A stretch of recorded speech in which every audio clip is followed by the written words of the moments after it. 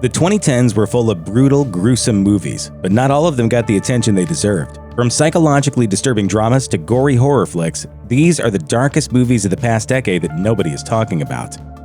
Right off the bat, we're giving props to Philip Seymour Hoffman for creating a genuinely creepy L. Ron Hubbard-inspired character, and for having an amazing mustache.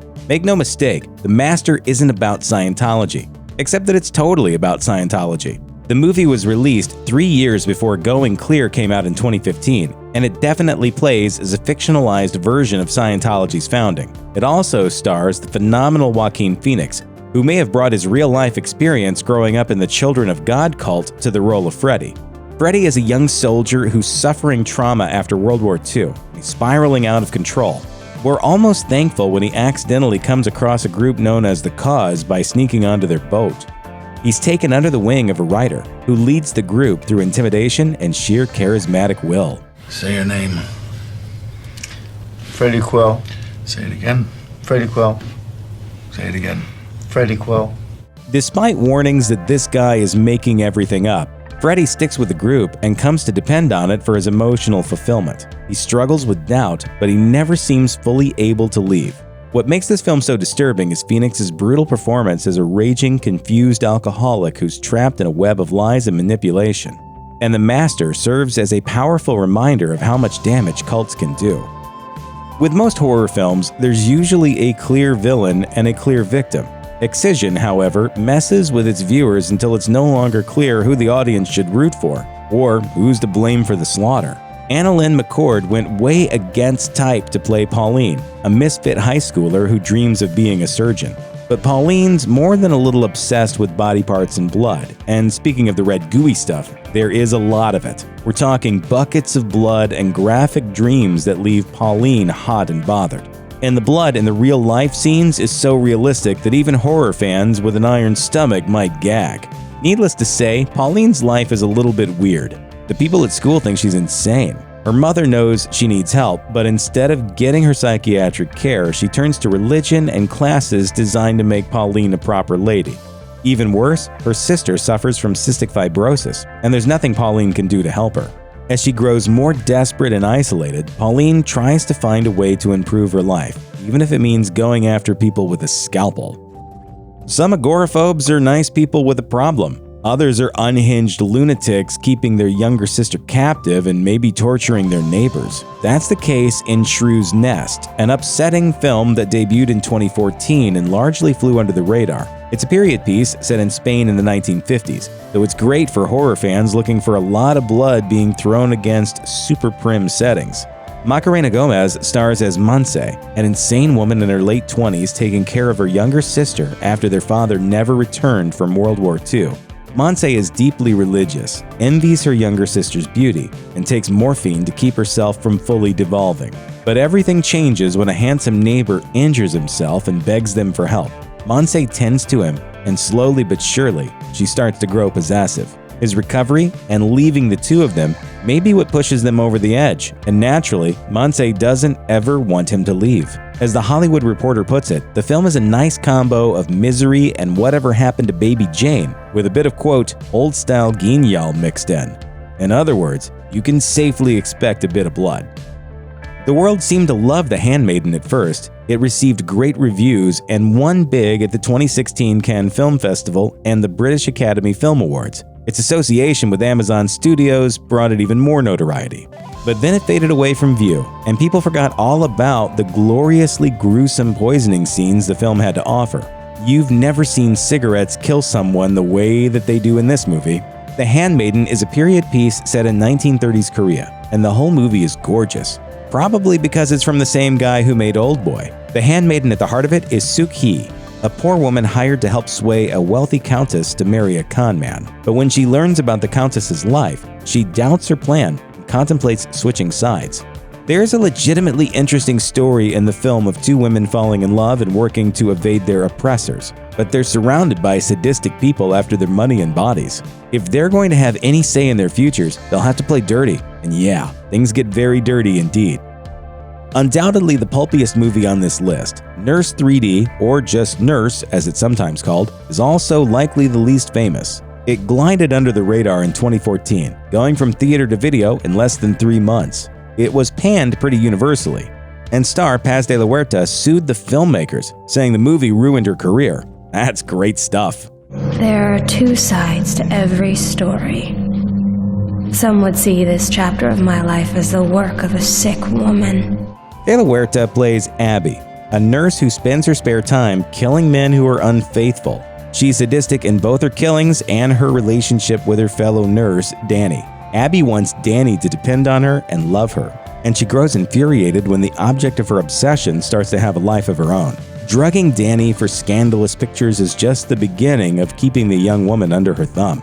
As the movie goes along, Abby's killings get more elaborate and gruesome, giving the term man-hater a new meaning. Granted, the movie isn't exactly Citizen Kane, but if you're looking for a cheery gore fest, then it's definitely the one for you. There's creepy, and then there's kids in danger creepy. If this is a particular trigger for you, skip this movie. Evolution, like a lot of European horror, progresses at a slow but lifelike pace. It's only 81 minutes, but there's enough in this French film to keep everyone interested.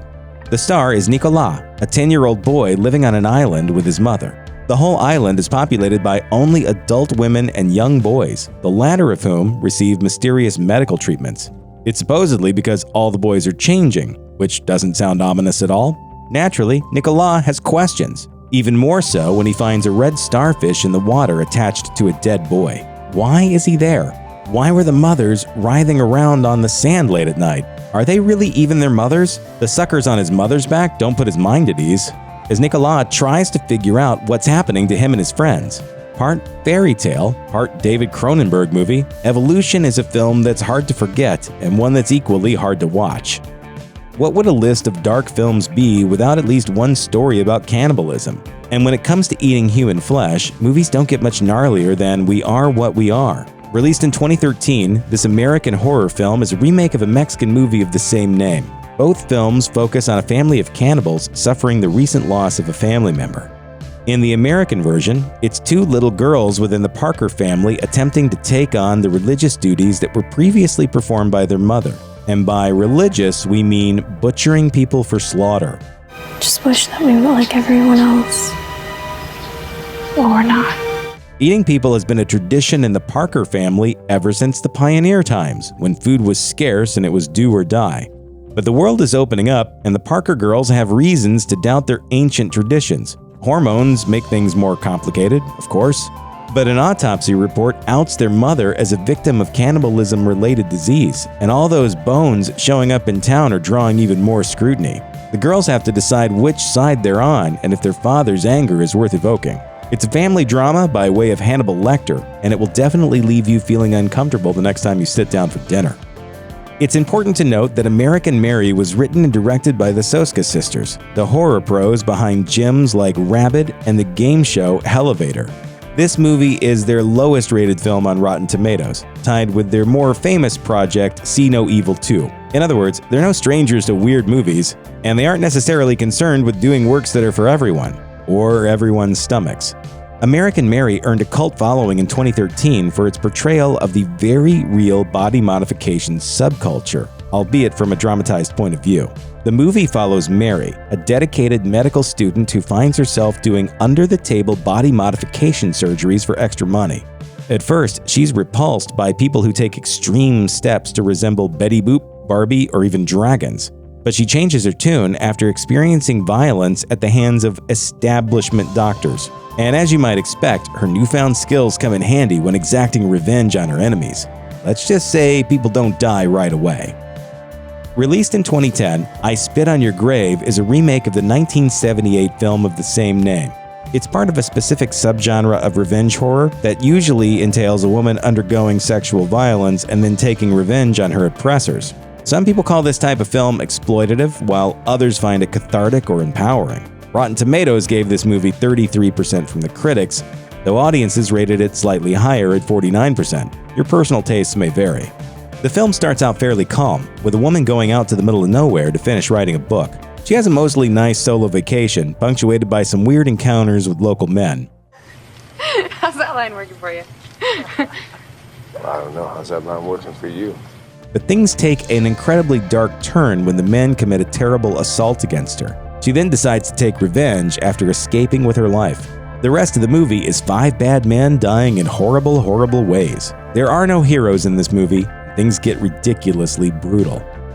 Shot in English and Portuguese, The Eyes of My Mother is a perverse answer to the question, what makes someone a movie serial killer? While the film isn't exactly mainstream fare, it did pretty well with critics, garnering a 78% approval rating on Rotten Tomatoes. The horror community has recommended it for portraying a believable female killer in the vein of May and the Devil's Rejects, and the slow pace and black and white shooting style eases people in gradually, making the demented plot all the more effective. The movie centers around Francisca, an unfortunate child who witnesses her mother being killed and her father taking the man responsible captive. Francisca learns about the pleasure of killing from the man, whom her family keeps imprisoned for years. She eventually becomes a troubled adult as her father dies, leaving her with the captive killer, and eventually, no one. Her stunted way of seeing the world leads to more killing, child endangerment, and some weird interactions with a skeleton. When it comes to incredibly dark movies, they don't get much more upsetting than this one. Released in 2017, November is by far the most beautifully shot film on this list. This Estonian film became a favorite on the festival circuit, and while it may come across as weird and surrealist, it's just magic. Sit back and enjoy it. In fact, you might like it even if you're not looking for something scary. As the Los Angeles Times described it as, quote, funny with a side salaciousness all its own. In true fairy tale style, the story begins with a young woman named Lena longing for the love of a boy named Hans, who unfortunately doesn't feel the same way. So Lena steals away to the forest to seek out a magical solution to her problem. In a world where mystical beings constructed out of sticks roam the fields, this isn't the craziest solution. After all, death itself walks around and the villagers have to trick the plague from coming, and more than one person has sold their soul to Satan for extra help on their farms. But Hans may be just as willing to use magic to earn the affections of his crush, a wealthy aristocratic woman he considers to be perfect. So if you're looking to conjure a dark and magical movie, then November is the perfect film for any month of the year. Check out one of our newest videos right here. Plus, even more grunge videos about your favorite films are coming soon. Subscribe to our YouTube channel and hit the bell so you don't miss a single one.